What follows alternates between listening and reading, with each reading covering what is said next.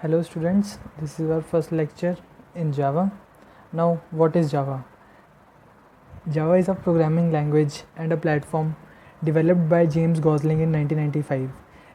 इसे अब हम प्लेटफॉर्म क्यों कहते हैं जावा को हम प्लेटफॉर्म इसलिए कहते हैं क्योंकि जावा के पास खुद एक रन टाइम खुद का एक इन्वायरमेंट होता है जिसके अंदर APIs कंटेन होती है ताकि वो परफॉर्म कर सके। ठीक है, जैसे कि एनी हार्डवेयर और software environment in which a program runs is known as platform. Since Java has its own runtime environment, that is JRE, that stands for Java Runtime Environment and APIs, Application Programming Interfaces, it is called a platform. Now, अब Java develop क्यों करी गई?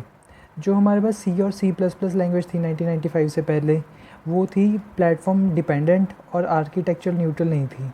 अब ये platform dependent से मतलब क्या हुआ? सपोज़ करिए कि एक हमारे पास थी विंडोज़ ऑपरेटिंग सिस्टम और एक हमारे पास मैक ऑपरेटिंग सिस्टम।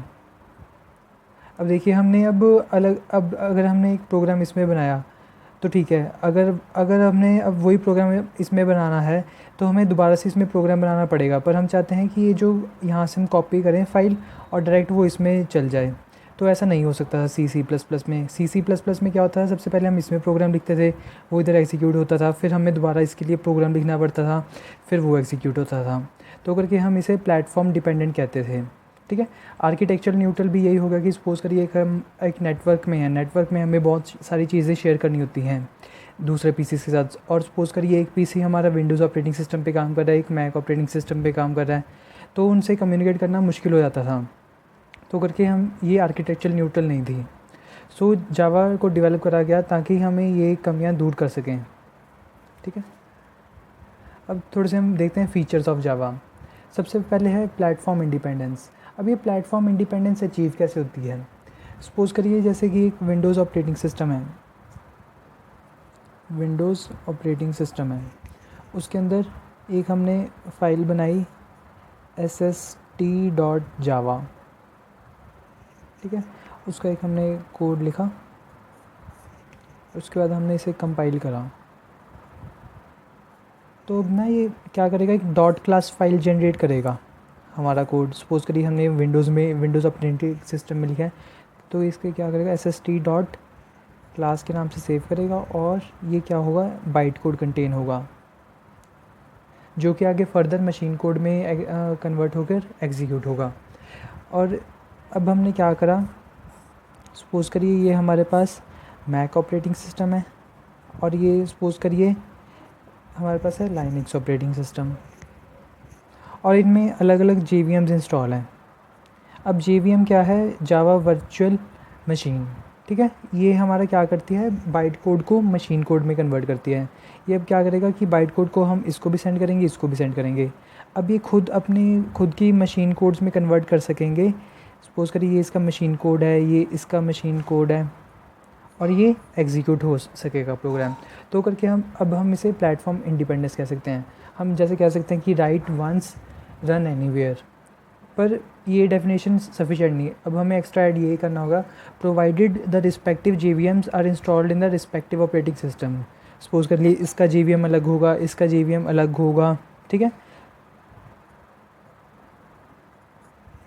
इसलिए हम इसे प्लेटफॉर्म इंडिपेंडेंस कहते हैं। सिक्योर हम इसलिए कहते हैं इसे क्योंकि इसमें पॉइंटर्स वगैरह नहीं होते, जैसे C और C++ में पॉइंटर्स होते हैं, इसमें कोई पॉइंटर्स का कंसेप्ट नहीं है। और मोर ओवर इसमें क्या होता है कि ये सिक्योर ज़्यादा होती हैं इंटरनेट पर, क्योंकि ये एक स्पेसिफिक JVM इन्वायरमेंट के अंदर वर्क कर सकती हैं, जो ये हमारा प्रोग्राम होता है, और ये इसके बाहर वाला जो एरिया है इसको एक्सेस नहीं कर सकती, तो करके ये ज़्यादा सिक्योर है। रोबस्ट का मतलब ये होगा कि ये रिलायबल है। सपोज़ करिए ये जैसे C++ में क्या करते हैं, सपोज़ करिए हमने लिया इंट एक्स, अब हमने कर दिया cout x, यहाँ पर जैसे हमने इनिशियलाइज़ नहीं करा तो ये क्या करेगा, हमें कोई भी गार्बेज वैल्यू देगा। पर अगर हम ऐसा करेंगे इंट x और यहाँ पर लिखेंगे system.out.println, मतलब कि जावा में आउटपुट करवाएंगे x, तो वो क्या करेगा, एरर देगा। ठीक है, कोई गार्बेज वैल्यू नहीं प्रिंट करेगा पर एरर देगा, इसलिए रोबस्ट है। आर्किटेक्चर न्यूट्रल हमने पढ़ ही लिया। हाई परफॉर्मेंस, इसकी परफॉर्मेंस आई है क्योंकि ये हमें एक JIT मतलब कि just in time compiler provide करता है, जो कि तभी कंपाइल करता है जब हम कहते हैं, तो करके इसे फास्ट कर देता है। मल्टी थ्रेडेड, अब मल्टी थ्रेडेड क्या है? मल्टी थ्रेड क्या करता है, एक प्रोसेस है हमारे पास, उसको ना कई हिस्सों में बांट लेगा और स्पेसिफिकली अलग अलग से एग्जीक्यूट कर देगा ताकि हमारी जो नेट आउटपुट है वो मैक्सिमाइज हो, मैक्सिमाइज द आउटपुट, ठीक है। और ये हम आगे आगे इम्प्लीमेंट भी करेंगे क्लासेस से अगले लेक्चर्स में। और सिंपल है, सिंपल क्योंकि ये C++ से ही काफ़ी डिराइव्ड है, तो इसलिए सिंपल है। डिस्ट्रीब्यूटेड इसलिए कहते हैं हम इसे, इसलिए क्योंकि ये एक नेटवर्क पर काम करने के लिए बहुत अच्छी है, क्योंकि जैसे कि हमने बड़ा ये प्लेटफॉर्म इंडिपेंडेंट है, तो इसे नेटवर्क में काम करने में बहुत ही ईजीनेस मिलती है। और जो जैसे प्रोटोकॉल्स हैं जैसे कि HTTP और FTP, ये सब जावा के ऊपर बने हैं, ठीक है। तो करके हम इसे डिस्ट्रीब्यूटेड कहते हैं, ठीक है। आज के लिए इतना ही, थैंक यू।